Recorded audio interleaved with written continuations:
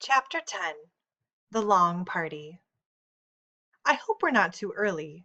Grace Windsor Wexler always arrived at parties fashionably late, but not tonight. She didn't want to miss a thing, or a clue, or wait around in her apartment with a murderer on the loose. I don't think you've met my husband, Dr. Wexler. Call me Jake. Hello, Jake, Judge Ford said. A firm handshake, laugh lines around his eyes. He needed a sense of humor with that social climbing wife. What a lovely living room, so practically furnished, Grace commented. Our apartments are identical in layout, but mine looks so different. You must come see what I've done with it. I'm a decorator, you know. 3 bedrooms do seem rather spacious for a single woman. What does she mean, 3 bedrooms? This is a 1 bedroom apartment. Would you care for an appetizer, Mrs. Wexler? I'm curious to know exactly how you are related to the Westing family.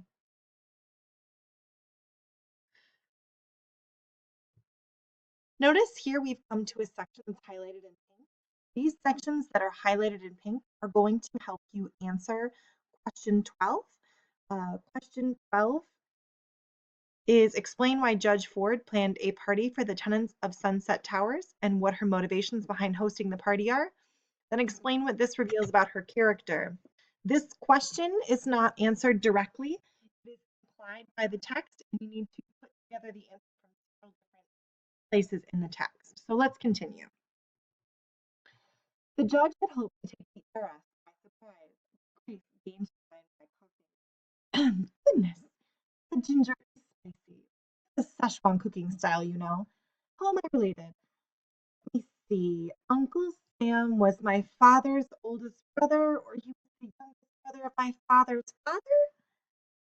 Excuse me, I have to greet my other guests. The judge left the prattling pretender. Father's brother or father's brother. If the relationship was on the paternal side, her maiden name would be Westing. The party went on and on. No one dared to be the first to leave. Safety in numbers, especially with the judge there. So the guests ate and drank and jabbered, and they watched the other guests eat and drink and jabber. No one laughed. I guess murder isn't very funny, Jake Wexler said. Neither is money, Mr. Who replied glumly. Deciding that his wife had found the perfect partner, the podiatrist moved on to the two women standing in silence at the front window. Cheer up, Angie Pye. You'll see Denton soon enough. His daughter twisted out of his embrace. Are you all right, Angela? I'm fine. She was not fine. Why did they ask about Denton all the time? As though she was nobody without him. Oh, it wasn't just that. It wasn't even the humiliation of her mother chiding her about the gin costume in front of everybody and sending her back to her clean clothes. It was more than that. It was everything. Jake turned to Madam Who. Hi there, partner. She doesn't speak English, Dad, Angela said flatly. And she never will, Angela, if no one talks to her. Snow, said Madam Who. Jake followed her pointing finger. That's right, snow. Lots and lots of snow.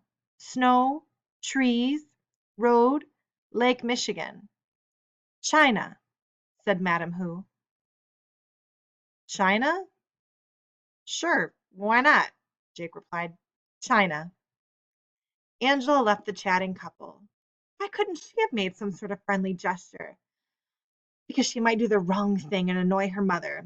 Angela, the obedient daughter, did only what her mother told her to do. Oh, hello, Angela. One of these tidbits might cheer you up.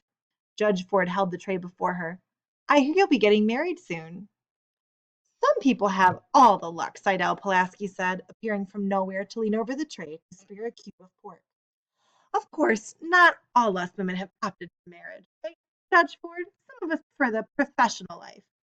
Though I must say, if a handsome young doctor like Benson here proposed to me, I might just change my mind. Too bad he doesn't happen to be twins. Excuse me. The judge moved away. I'm not having any luck at all, Angela, Idell whined. If only your mother hadn't made you change clothes, surely someone would have mentioned it. It's much harder to judge reactions when I have to do the subject of myself. Shouldn't let your mother boss you like that. You're a grown woman about to be married. Excuse me. Angela moved away. Yes, thank you. I would like a refill. Idell said to nobody in Hamilton Bar. Something non-alcoholic, please. Doctor's orders. Make it a double. Twins. Twins. What was she talking about? Theo wondered, staring at the black and white costume.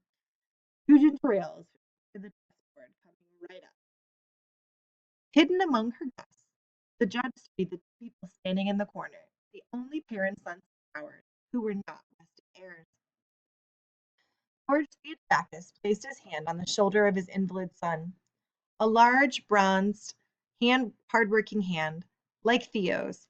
Theo resembled him in so many ways: tall, wide shoulders, slim-waisted, and the same thick, straight black hair. But age had chiseled his father's face into sharper planes. His troubled eyes stared across the room at Angela. Catherine Theodoracus, a slight, careworn woman, gazed down at her younger son with tired, dark-circled eyes. From his wheelchair, Chris watched legs. Other than a phony lady with the shorthand notes, the only limpers were his brother Theo, curtilage again, and Mrs. Wexler, who stood on one leg, rubbing a stocking foot against the path. A high-heeled shoe stood alone on the carpet beneath her. Judge Ford didn't limp. Besides, she couldn't be a murderer, in spite of his clues. Nobody here looks like a murderer. They're all nice people. Even this fat Chinese man who grumbles all the time. George Theodoracus greeted Mr. Hu with, "How's business?" Hu spun around and stomped off from his fellow restaurant owner in a huff of anger. James Hu, inventor. That's who the judge wanted to talk to. But there was a problem at the bar. A long line had formed, and it wasn't moving. There are 16 white pieces and 16 black pieces in chess, Theo was explaining to Seidel Pulaski. Do you play chess, Judge Ford? A bit, but I haven't played in years. The judge led the secretary away from the crowded bar. Theo must think the Weston game had something to do with chess. He may be right. It certainly was as complicated as a chess game. But I did study, Doug was arguing. The judge interrupted. I haven't had a chance to thank you for the delicious food, Mr. Hu. How long have you been in the restaurant business? Running up and down stairs is not studying, Hu said. Seidel Pulaski butted in. Father and son, you look more like twins. We're equal partners with that Theodoracus kid, Hu continued. Why didn't you insist on holding the meeting in our restaurant instead of that greasy coffee shop? Because some people don't like chow mein for breakfast, Seidel Pulaski replied. There you are, dear. Grace patted a stray whisk with Angela's hair into place. Something about your coiffure. I'll make an appointment with you with my hairdresser once the show is cleared. Long hair is too youthful for a woman about to be married. I can't understand what got into you, Angela, coming to this party in that old checkered dress and those awful accessories. Because your partner dresses like a freak. She's not a freak, Mother. I was just speaking to Mr. Hu about catering the wedding shower on Saturday. I arranged for little Madame Hu to sit in one of those skimpy Chinese gowns. Where are you going? Angela? Angela rushed into Judge Ford's kitchen. She had to get away. She had to be alone, by herself, for she couldn't help crying. She was not alone. Crow was there. The two women stared at each other in surprise, then turned away. Poor baby. Crow wanted to reach out to the pretty child. She wanted to take her in her arms and say, poor, poor baby, go ahead and cry. But she couldn't. All she could say was, here. Angela took the dish towel from the cleaning woman, bunched it against her face, and muffled the wrenching sob. The guests jabbering on and on about the weather, about food, about football, about chess, about twins. Phil was slumped on the couch, scornful of grown-up parties. You'd think one of them would know something about the stock market. She missed Sandy. Sandy was the only one in this dumb building she could talk to. From that quotation, may God my gold refine, Floribama asked, full, I'll bet 10 cents from the Bible. Shakespeare, Turtle argued, and make $10. Oh my! Well, all right, $10. Together they made the rounds. 4 votes for the Bible, 3 for Shakespeare, and one abstention. Madam Who did not understand the question. Adele Pulaski voted for Patsy Finn. And how do you know those words are in the will? She asked suspiciously. Too suspiciously. So that's what lost important business papers meant. Somebody stole the shorthand notes. Turtle smiled at the delicious nastiness of it all. Remember, that's all. If you remember so well, tell me what comes before that, sighed Alice Ellen. I don't know. What? The secretary had an audience now. I don't mind telling you, but not if you ask like that. Theo said, please? Not Turtle. Slidell turned toward him with what should have been a gracious manner, but she grimaced when the top of the crutch poked her in the chest. The exact quotation, she announced loudly, hoping she was right, is spend it wisely, and may God thy gold refine. Right or wrong, her guess was received with groans of disappointment. The ears had expected more, a hint, a clue, something. It was time to go home. So go back to the chapter and take a look at what I have highlighted in pink.